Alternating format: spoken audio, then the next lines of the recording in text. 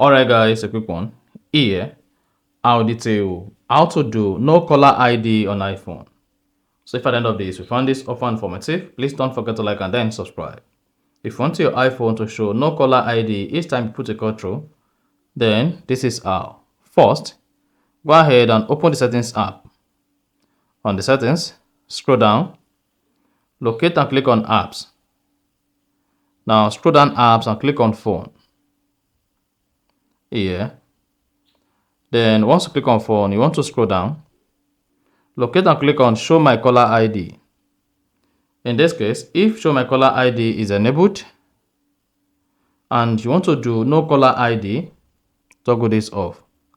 And now when next you put a call through on your iPhone, it's going to show no caller ID at the other end, and then you are good. So that's exactly how to do no caller ID on iPhone. If you found this offer informative, please don't forget to like and then subscribe.